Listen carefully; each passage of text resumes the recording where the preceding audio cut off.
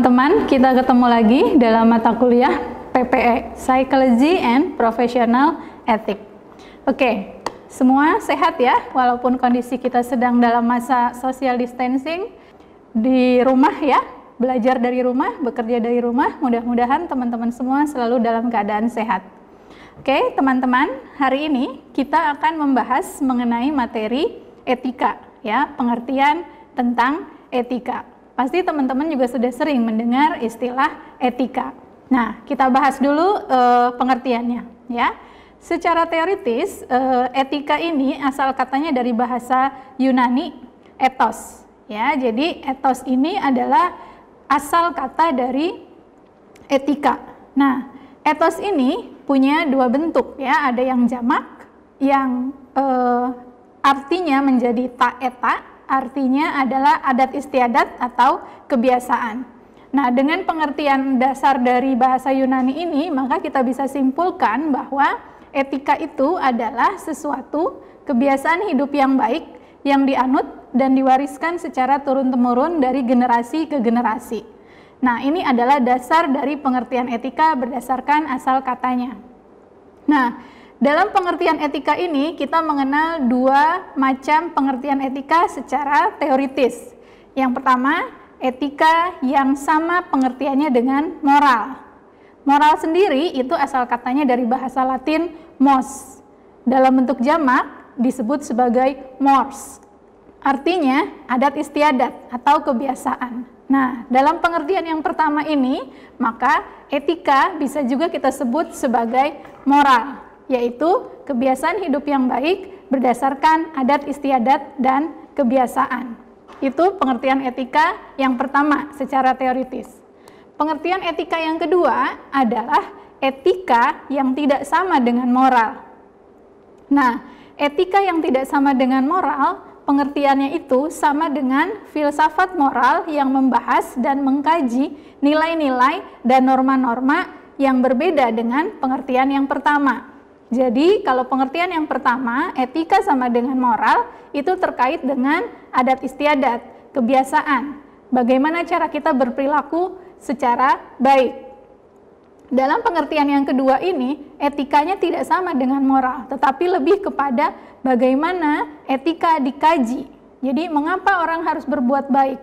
Mengapa orang tidak boleh berbuat buruk? Itu pengertian yang kedua. Sehingga dalam pengertian yang kedua ini, etika dirumuskan sebagai sebuah refleksi kritis dan sebuah refleksi yang rasional. Mengenai apa? Mengenai nilai dan norma itu sendiri. Jadi yang dicari adalah mengapa seseorang harus melakukan sesuatu secara baik dan benar. Dulu yang kedua juga bagaimana cara orang untuk bisa mendasarkan dirinya pada nilai dan norma umum yang bisa diterima oleh masyarakat. Itu pengertian etika. Kemudian konsepsi dasar etika. Nah, dalam kehidupan kita mengenal dua macam etika ya, yang sama dengan norma atau sama dengan moral. Ada yang namanya norma khusus dan yang kedua norma umum. Apa itu norma khusus? Norma khusus adalah aturan yang berlaku dalam bidang kegiatan atau kehidupan yang khusus. Misalnya, teman-teman di setiap institusi pendidikan, mereka punya aturan yang berbeda. Contohnya, misalnya kita di LP3I Tasikmalaya. Di kampus kita tidak boleh menggunakan alas kaki misalnya, tetapi di kampus lain mungkin berbeda. Nah, itu yang disebut sebagai norma khusus. Biasanya aturan-aturan ini akan berbeda. Ada aturan di sekolah, ada aturan di perusahaan, ada aturan juga di rumah. Yang kedua adalah norma umum. Norma ini bersifat umum dan universal. Dia berlaku di semua bidang kehidupan. Nah, dalam norma umum ini kita mengenal tiga macam norma umum. Yang pertama adalah norma sopan santun atau etiquette, ya, asal katanya etike dalam bahasa Inggris. Norma sopan santun ini adalah norma yang mengatur perilaku manusia termasuk sikap lahiriahnya. Misalnya bagaimana cara kita duduk, cara kita bertamu, kemudian cara kita berpakaian. Ya, teman-teman pasti sudah tahu ini. Bagaimana supaya kita bisa diterima oleh masyarakat saat kita misalnya mau bertamu ke rumah orang. Atau kalau kita mau berkunjung ke suatu kegiatan, kita sesuaikan busana yang kita gunakan dengan dress code yang diatur misalnya. Kemudian yang kedua adalah norma hukum.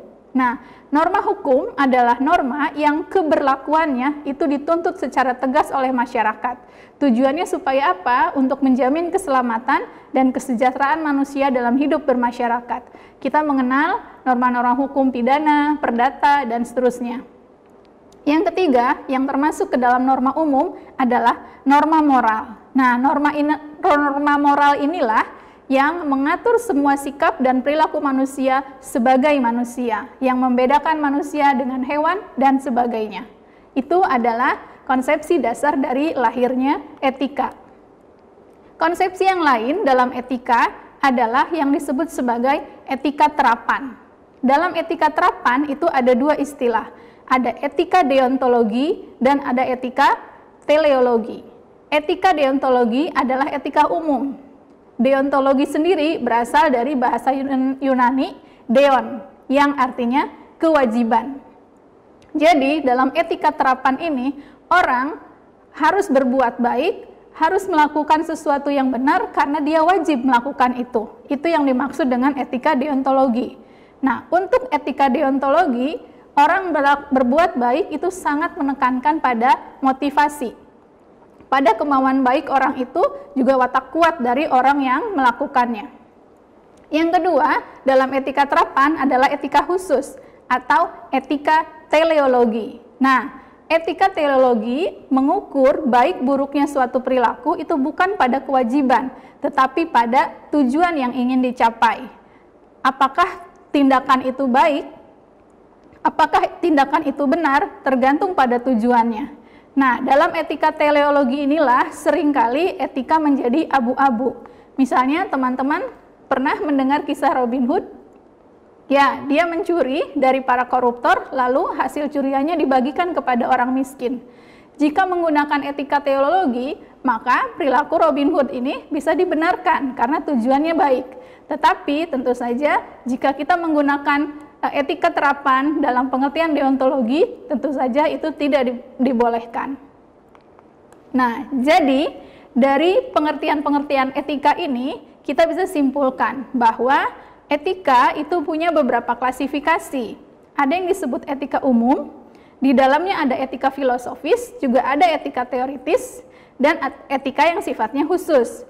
Di dalam etika khusus itu ada etika terapan, ada etika praktis. Dan di dalam etika khusus itu dibagi lagi menjadi etika individual, etika institusional, dan etika sosial.